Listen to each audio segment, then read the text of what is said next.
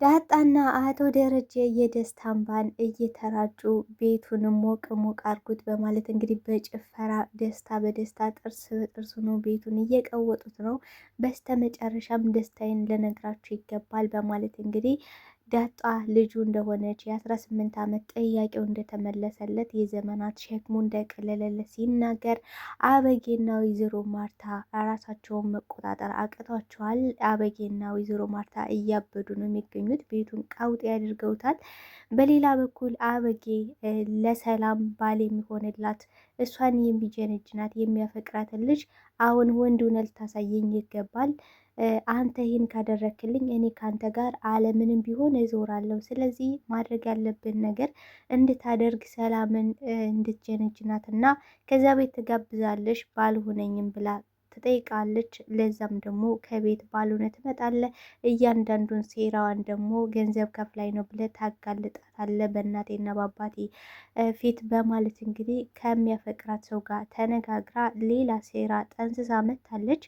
ዳጣና አቶ ደረጀም የዲኤንኤ ምርመራው በመምጣቱ በጣም ቸኩለውና ጓጉተው ተጨንቀው ስለነበረ ዳጣ በዚህ ምክንያት በጣም ከመቸኮላ የተነሳ አባዬ እባክህ ክፈተውና እንየው፣ እኔ አልቻልኩም፣ እንቅልፍ መተኛት አልቻልኩም በማለት ስጠይቀው እሱ ግን አበጌ ትሰማለች፣ ወይዘሮ ማርታ ብቻ ነው ከዚህ የሌለችው፣ ሌሎቹ አሉ እና ተረጋጊ፣ ድምፅሽንም ቀንሽ እያላት ነበረ። ነገር ግን አበጌ በር ሁና በሩ ስር ተጠግታ ሁሉንም ነገር ሰምታ ነበረ። ትልቅ ችግር ተፈጥሯል በዚህ ጉዳይ ማለት ነው።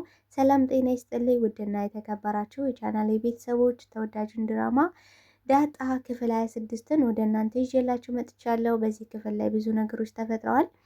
ቀጣይስ ምን ሊፈጠር ይችላል የሚለውን ነገር የምናወራ ነው የሚሆነው። ታዲያ ቪዲዮውን ስትጀምሩ ላይክ እንድታደርጉና እስከ ቪዲዮ ፍጻሜ አብራችሁኝ እንድትቆዩ በአክብሮት እየጋበዝኳችሁ ዳጣና አቶ ደረጀ አሁን ላይ ደስታ በደስታ ጥርስ በጥርስ ሆኖ በቃ አገር አይብቃይ ብላ እየበረረ የአበጌ ተንኮልም እንደቀጠለ ነው። ዳጣ ወደ አቶ ደረጀ ክፍል ሂዳ አባዬ እባክህ ክፈተውና ቶሎ እንየው፣ እኔ እኮ አልቻልኩም፣ እንቅልፍ መተኛት አልቻልኩም በማለት ስጠይቀው እሱም ተረጋጊ፣ ከዚህ ቤት እኮ ማርታ ብቻ ነው የሌለችው እንጂ አበጊያለሽ፣ እንዲሁም ውሃ አለሽ፣ ብዙ ሰዎች አሉ። ስለዚህ ልትረጋጊ ይገባል። መኪና ላይ ሂጄ መኪና ላይ ከፍተን እናየዋለን፣ ማንም በሌለበት መስኮታችንን ዘግተን እናያለን በማለት ሲነግራት አበጌ ግን በር ላይ ተለጥፋ ሁሉንም እየሰማች ነበረ። ዳጣም ወደ ውጭ ልትወጣ ስትል በር ላይ ተለጥፋ እየሰማች እንደሆነ አይታታለች። በዚህም ዳጣ በጣም ደንግጣለች። በቃ አባቴን አስበላሁት ማለት ነው፣ በቃ አባቴ በእኔ ምክንያት ተይ ብሎኝ ነበረ እያለች ራሷን ትወቅታለች። ዳጣም ደንግጣ ስለነበር ዳጣም ወደ አበጌ በመሄድ እንግዲህ ያወራነው ነገር ምንድን ነው፣ የሰማሽውስ ምንድን ነው ብላ በምትጠይቃት ሰዓት ያወራችሁትን ነገር ለእናቴ እንጂ ለአንቺ ለምን ብዬ እናገራለሁ በማለት እየመለሰችላት ነበር። አቶ ደረጀም እንግዲህ ሲወጣ ቆይ ዳጣ ካንተ ክፍል ምን ትሰራለች? ልጅህ አይደለችም፣ ስለዚህ ምንድን ነው የምትሰራው ብላ በጥያቄ እያፋጠጠች ነው። እኔ እኮ አባትሽ ነኝ፣ አባትሽን እንዴት ነው እንደዚህ የምትናገሩ ቢላትም እሷ ግን ዳጣ ልጅ አይደለችም፣ ልጅ ካልሆነች ደግሞ መግባት የለባትም ስትል እሷ ዳጣ ሰው ናት፣ እናንተ ልጆች ናችሁ፣ ዳጣም እንደ ልጄ ናት። ስለዚህ ተረጋጊ አበጌ፣ ምንድን ነው ፍላጎት ስላት ዳጣን ያልካትን ነገር ሰምቻለሁ፣ መኪና ላይ ሄደች ጠብቂኝ ብላታል። ስለዚህ እኔ መኪና ላይ ሄጄ ልጠብቅ ስትለው እሱም ሄጅና ጠብቂኝ ብሏታል ማለት ነው። ዳጣም በቃ አሁን አበጌ ሄዳለች፣ ስለዚህ ከዚህ ከፍተን እንየው እያለች በቃ በጣም ጉጉት ትውላ ነበረ። አልቻለሽም፣ በቃ አባቴ ባይሆንስ።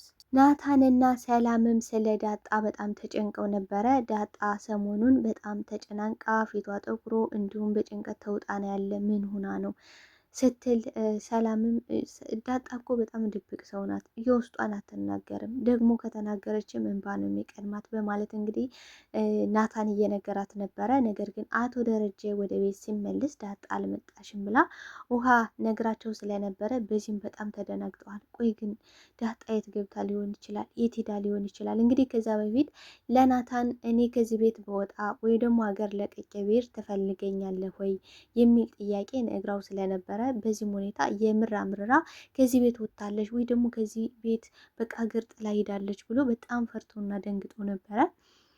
በዚህም እንግዲህ ስልኳ ጋር በመደወል የት ነሽ ዳጣ ሲላት እሷም እያሾፈች እኔማ ኢትዮጵያ ውስጥ ነኝ፣ ለምንድን ነው ከጋበዝከኝ ደግሞ ቤት ውስጥ ነኝ በማለት ስትነግረው ልባቸው ደንደል ብሎ አርፈዋል ማለት ነው። እንግዲህ ወይዘሮ ማርታ በጣም ተጨናንቃለች። ምክንያቱም የአቶ ደረጀ ጭንቀት ምንድን ነው? በዛ ላይ ደግሞ 30 ጊዜ የሚጠይቀኝ ለምንድን ነው? እኔ ልጅ ቢኖረኝ የሚለኝ ለምንድን ነው ብላ በጣም ተጨናንቃለች። ይህን ነገርማ እደርስበታለሁ። ምን ሊሆን ይችላል ማለት የትም ሲንዘላዘል የወለዳትን ልጅ አንተ የምትጨንቀው ለምንድን ነው ብላ ጠይቀው ነበረ። እሱም ነገሩን ለማቅለል እየፈለገ ነበረ። የሰው ልጅ እኮ ሆን ብሎ ላይሳሳት ይችላል፣ በቀን ስህተት ሊሆን ይችላል ብሎ ሲያስረዳትም እንደዚህ ተብሎ ስህተት የለም። በትዳር ላይ የሚደረጉ እያንዳንዱ ነገሮች ስህተት የሚባል ነገር በፍጹም የለም። ታዲያ እኔ በሆን ምን ታደርጊያለሽ ብሎ በጠይቃት ሰዓትም እሷም መልሳ ነበር የጠየቀችው። እኔ ከሌላ ልጅ ቢኖረኝ ምን ታደርጋለህ ብላ ነበር የጠየቀችው። እሱም እፈታሻለሁ። አየህ እኔም ይህንን ሁሉ ላስብ የምችለው አሁን ላይ ላስብ የምችለው ይሄን ነው። ነገር ግን በቦታውና በሰዓቱ ሆኜ ላደርግና ላስብ የምችለውን ነገር በፍጹም መገመት አትችልም ነበር ያለችው። ወደ እንግዲህ አበጌ መኪና ላይ ጠብቂ ስላላት መኪና ላይ ሄዳ እየጠበቀች ነበረ። አቶ ደረጀ እንግዲህ በደረሰ ሰዓት የኔም ቤት የልውሰድሽ ሲላት እሷም ዳጣን ልትወስድበት የነበረ ቦታ ውሰደኝ ነበር ያለችው። ነገር ግን እኔ እኮ ዳጣን የትም ልወስዳት አልነበረም እዚህ መኪና ላይ ላወራት ነበረ ሲላት እሷን የምታወራትን ነገር እኔንም አውረኝ ብለዋለች ማለት ነው። እባክሽ አበጌ ስራዬን አታክብጅብኝ። ምን ሆነሽ ነው? አሁን ምንድን ነው የሚያስቀናሽ? ለምንድን ነው በዚህ ልክ የምትቀኙ ሲላት አባዬ እኔን እኮ እናንተ ልትረዱ ፈቃደኛ አይደላችሁም። ቤት ውስጥ እየተደረገ ያለው እየተካሄደ ያለው ነገር በፍጹም አያሳስባችሁም። እኔም ብቻ ነው የሚያስጨንቀኝ፣ እኔም ብቻ ነው የሚያሳስበኝ ብላለች። አቶ ደረጀን በበኩሉ እስኪ አበጌ ለሁሉም ተጨንቀሽ ትዘልቂዋለሽ እንዴ? በየሆስፒታሉ፣ በየእስር ቤቱ፣ በየጎዳናው በራ ለበራ የሚከራተቱትን እንዲሁም ደግሞ አውሮፕላን ተከስክሶ የሞቱትን ሰዎች እስኪ አስቢ። አሁን ማሰብ ብንችል ለነዚህ ሁሉ ተጨንቀን ለነዚህ ሁሉ አስበን እንዘልቀዋለን እንዴ? ለምንድን ነው በሆነው ባልሆነው የምትጨነቂ? ለምን አትዩም ሲላት እሷ ግን እኔ ቤት ውስጥ እየተካሄደ ያለው ነገር ግን ሰላም ሊሰጠኝ አልቻለም። እናንተ እኔ ስናገር አታምኑኝም፣ ትደበድቡኛላችሁ፣ ትሰድቡኛላችሁ፣ በቃ ታቋሽሹኛላችሁ ሲላት እሱም እኔ የሚጠቅምሽን ነገር ነው እንደ አባት ያደረግኩት፣ ብገርፍሽም ደግሞ አንቺ በኋላ አባቴ ያመሰግናለሁ ብለሽ የምታመሰግኝበትን ነው። ምክንያቱም ትላልቅ ጥፋቶችን ስላጠፋሽ ነው የገረፍኩሽ። ዳጣ ወርቁን ሰርቃለች ብለሽ ወርቁን ደብቀሽ እንደዛ አደረግሽ። እንደገና ደግሞ ብዙ አይነት ነገሮችን ስህተት ሰራሽ።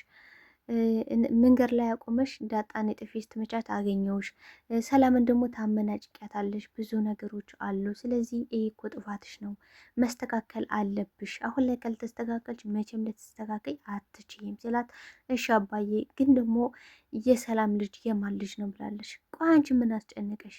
ቆይ ስለሰ የሰላም ልጅ የምን ይሁን የማን ይሁን አንቺ ምንድን ነው ያስጨነቀሽ ሲላት እሷም እየዋሸሽን ነው አባዬ፣ እውነተኛ ባል ካላት አምጥታ ታስተዋውቀን። ምክንያቱም ለዳጣ ባልፈልግልኝና ለአበጌ ላስተዋውቃት ስትል ሰምቻለሁ ብላለች ማለት ነው።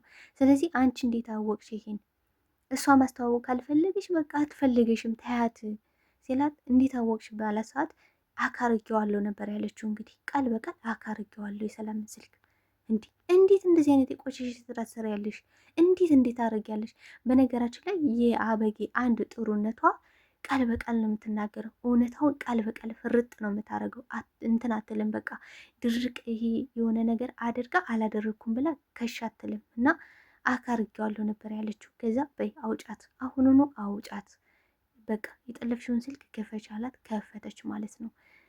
አበጌ በጣም ተዋርዳለች። እንግዲህ ብዙ ጊዜ ተገርፋለች፣ ተመትታለች፣ ብዙ ነገር ሆናለች። አይሰለቻትም ግን በቃ ዳጣን ስታይ ፈርፈር ነው የሚያደርጋት። አብረው በሚጨፍሩበት ሰዓት በቃ ደረጀና ዳጣ ደስታቸውን ከተካፈሉ በኋላ በደስታ ቤቱ እየተጨፈረ ናታንን በቃ እንደሚፈልገው እንዲጨፍር አላደረገችውም። በቃ ከዳጣ ጋር በመቀራረብ እንግዲህ ሲጨፍሩ ፈርፈር በማለት ቁጭ ብላ አልታይ ብሏት ወዲያ ስትል ነበረ። በስተ መጨረሻ እንግዲህ ወይዘሮ ማርታ ተነሽ አንቺም ጨፍሪ ስትላት ናታንን በግድ በቃ አብረን ከጨፈርን እችን ካልያዝከኝ ብላ በግድ ስታስገድደው እናያለን ማለት ነው። በግድ ፍቅር በግድ አይደለም። በነገራችን ላይ ውድድሯ እሷ ከዳጣ ጋር ነው አሉ እንደዚህ ወጥመድ የሆኑ ሰዎች ወይ አያድጉ ወይ አያሳድጓችሁ። በቃ ውድድራችሁ ከእናንተ ጋር እናንተ የምታደርጉትን እያንዳንዱ ከስር ከስራችን ይከተሏቸዋል።